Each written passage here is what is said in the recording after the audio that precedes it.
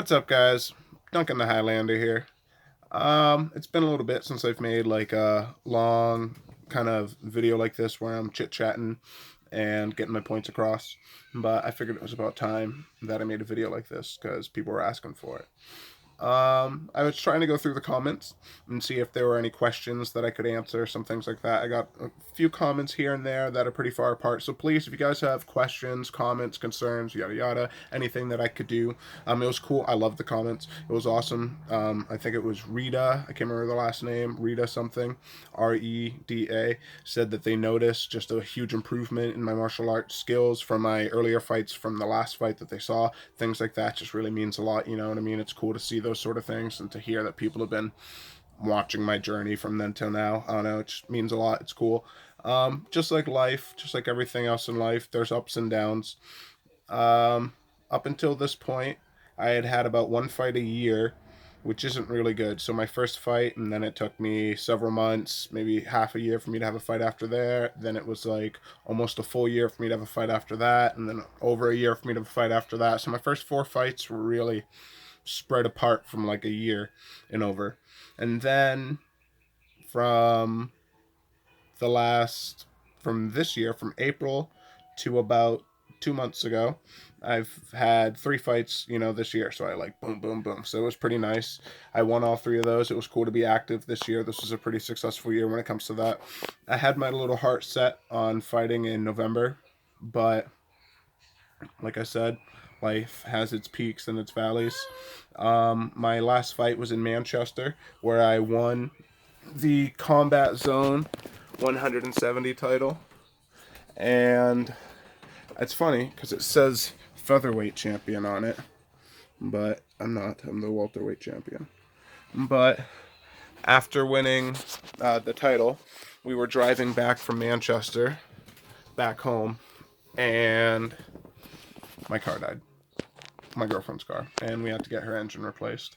So that sucked. And then I found out that my car is super fucked up. So it's just been pretty shitty string of luck. So I've been kind of down, and I haven't been able to train that much since then. And been eating like shit and getting fat. And I don't drink that much, but I've been drinking alcohol and just gaining a bunch of weight. I fight at 170. Normally I walk around at like 180 if I'm really in shape and doing good. Anything below 180, I'm doing really good. And I'm like 190 something right now, so I've ballooned. But I'm training on the weekend still to help out my buddy Mo because he's fighting in November, and I'm still helping him out. But I haven't been training nearly as much, nearly as hard. My girlfriend just started working a night shift, so I'm trying to find this balance and everything. But uh, but yeah, so there's life's got its peaks and its valleys, its ups and its downs, and it's definitely sometimes hard to go to the gym and train and shit, especially working and stuff like that. But I don't know, I'm 25, and I'm hoping that soon I'm going to be able to, as they say, make their run. I have probably two more fights for me to have 10 amateur fights. I feel like 10 amateur fights is a good number of fights before I can go pro, and then I'd like to potentially, well, not potentially, I'd like to go pro after that, and then see where the future brings me. Start getting paid, which will help out a lot, and hopefully make it to the point where I can make a paycheck that's big enough that allows me to, maybe if not quit altogether, but just take a big chunk of time off, or be able to not work nearly as much so that I can have several days a week that I can train 2 days. That's the goal, is to be able to train twice a day. So that's kind of just a little update where I'm at. Just like life stuff, real stuff. But so yeah, I won the Combat Zone title most recently. Waiting for that video to come out and then I'll release it. Here are my Hapkido belts, my nunchucks, and this is the first title I won earlier this summer. So, if you guys like these videos, please, please, please, give me a thumbs up, give me a share. Make sure you guys lock in that triangle choke on that submit button. I mean, that subscribe button. I'm trying to come up with a little catchy catchphrase. I thought I could come up with it right now, but I forgot it. It's lift your hips, pinch your knees, lift your hips, and submit that subscribe button. There we go. Because that's describing like what you do in a triangle choke, or even an armbar. Lift your hips, pinch your knees, submit that subscribe button. Give me a hand, guys. Us. If you guys have any questions, leave them down below, and maybe I'll make another ranting video like this. Maybe I'll make another one soon talking about, I could just start talking about it now. Talking about the idea that Luke Rockhold, he's not fighting anymore. Well, not anymore, but he's not fighting.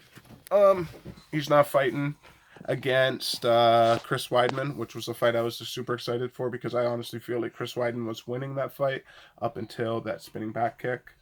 So, we'll see. What else? What else is interesting in the world of MMA? There's, of course, the fight that's going to be Daniel Cormier versus Derek Lewis. Now, this is interesting because, obviously, Daniel Cormier is putting his Brock Lesnar fight on the line to fight Derek Lewis. Obviously, you could say Daniel Cormier is probably better than Derek Lewis everywhere.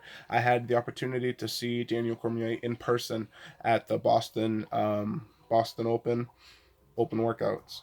I saw Stipe, Francis Ngannou, and it was very clear to me when I watched that. I actually have a video on my Facebook, not on my Facebook, on my YouTube, if you scroll down, of me at the open workouts. And it was just very clear to me, very apparent, that his technique, he was just way more clean, way sharper than everybody else in the main. He was sharper than Volkov, sharper than Stipe, sharper than...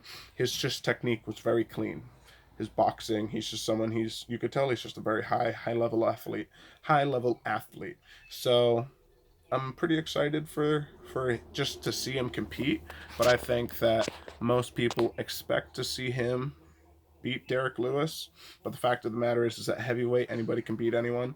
This is the type of thing you're going to hear from most people. Most people are going to tell you that Derek Lewis has that bomb of a right hand, and in most of his fights, see, he's won 9 of his last 10 or something like that, or 8 of his last 9. He is on a crazy winning streak, let alone for heavyweight. But the fact of the matter is that he typically is losing most of his fights. And against a guy like Daniel Cormier, you just have to assume that he's going to be able to take him down, he's going to be able to wear him out, that he's going to be able to avoid that right hand. Daniel Cormier said it himself, the only person to be able to beat him is Jon Jones, and I just don't think Derek Lewis is as good as Jon Jones. I have to agree. I just don't think Derek Lewis is as good as Jon Jones. Speaking of, Jon Jones versus Alexander Gustafsson.